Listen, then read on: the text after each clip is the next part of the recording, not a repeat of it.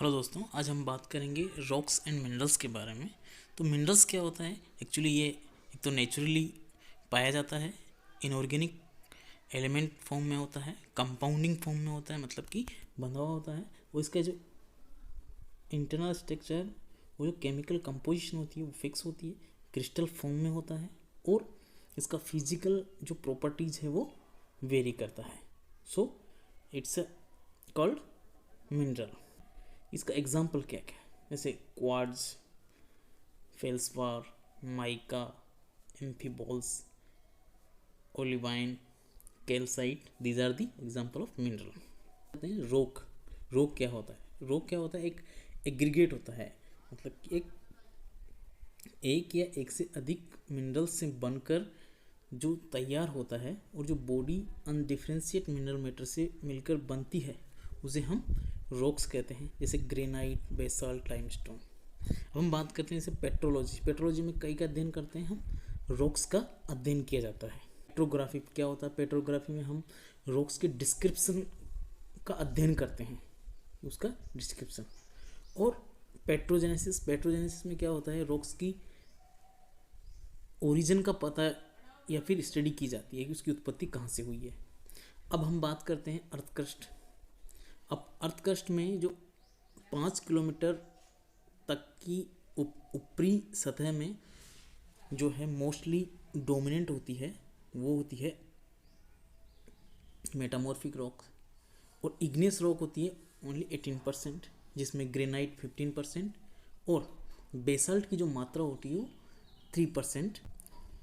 It means metamorphic rocks are more than the igneous rock up to the 5 kilometer earth crust upper layer.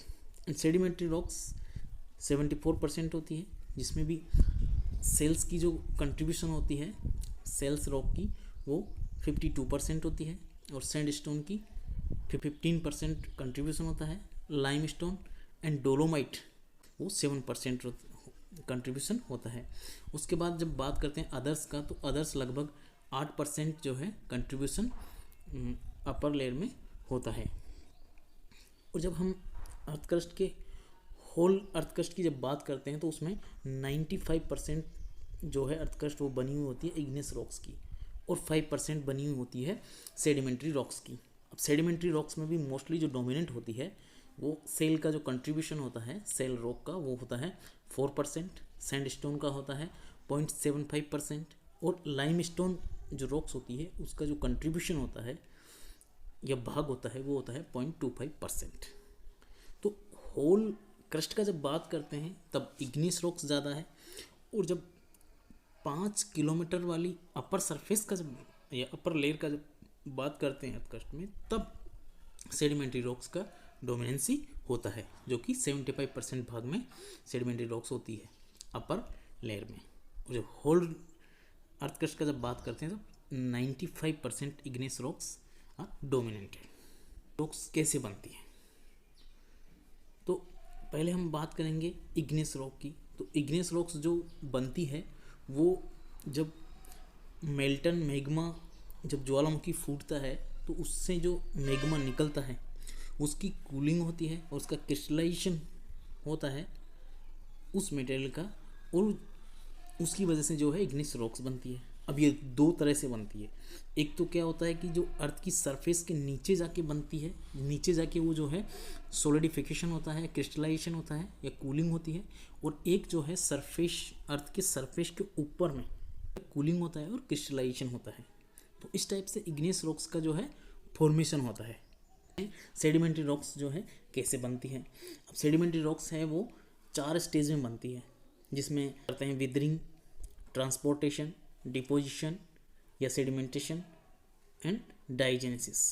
तो हम start करते हैं withering से। Withering mean मतलब कि जो प्राइमरी रॉक्स या ओरिजिनल रॉक्स होती है उनकी फिजिकल, केमिकल, बायोलॉजिकल विदरिंग होती है, मतलब कि वो ब्रेकडाउन होती है, टूटती है, छोटे टुकड़ों में टूटती है, उनके उसकी रासायनिक प्रॉपर्टी में चेंज होता है, उसकी भौतिक गुणों में चेंज होता है, उसका जैविक गुणों में चेंज हो जाता है, और उस विदरिंग की वजह से, उसके ब्रेकडाउन की वजह से वो प्रोड्यूस करती है quartz, secondary minerals and soluble salt या सोल्यूबल मटेरियल्स।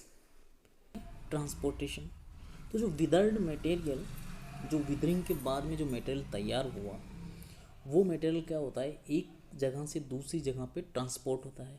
उस ट्रांसपोर्ट के लिए वेरियस एजेंट्स हैं, जैसे वाटर से वो जो है एक स्थान से दूसरे स्थान पे ट्रांसपोर्ट होता है, हवा से होता है, और ग्लेशियर से होता है, या फिर वाटर फ्लो से होता है। बारिश के दिनों में या फिर जैसे फ्लडिंग होती है, तो फ्लडिंग में भी वाटर के साथ जो है सेडिमेंट्स या फिर विदर्ड मटेरियल जाता है, हवा के साथ जो है डेजर्ट एरिया में जाता है।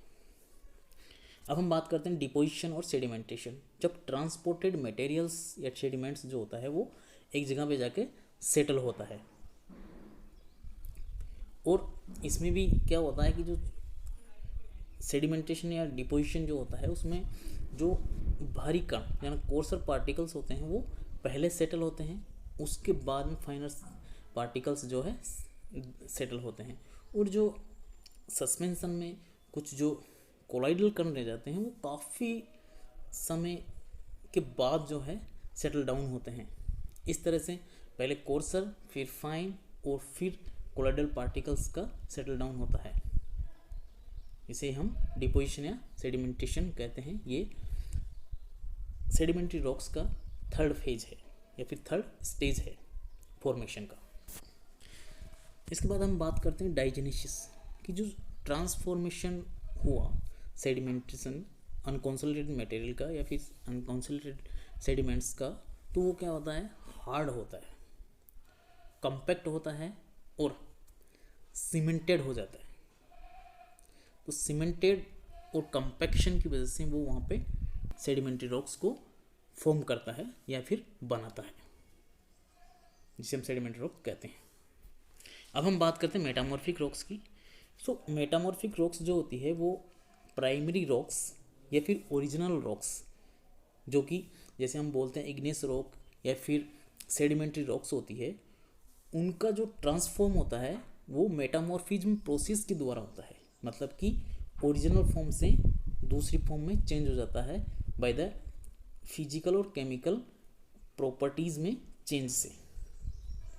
और ये जो फिजिकल और केमिकल प्रॉपर्टीज़ में जो चेंज होता है ओरिजिनल रॉक्स की, वो होता है हायर हीट और हायर प्रेशर के अंतर्गत, जिससे कि मेटामॉर्फिक चेंजेस होता है। ये मेटामॉर्फिक चेंजेस केमिकल चेंज भी हो सकता है, फिजिकल चेंज भी हो सकता है। मेटामॉर्फिक रॉक्स जो होती है वो ओरिजिनल रॉक्स से जो मेटामॉर्फिक प्रोसेस के थ्रू बनती है, उनमें जैसे एग्जांपल के तौर पे हम देखें तो कॉन्ग्लोमेरेट्स, ग्रेनाइट, सिनाइट, गेब्रो, रियोलाइट एंड एंडेसाइट जो है वो मेटामॉर्फिज्म प्रोसेस के थ्रू जो है निस मेटामॉर्फिक रॉक्स बनाती है। बेसाल्ट जो है सिस्ट मेटामॉर्फिक रॉक्स बनाती है।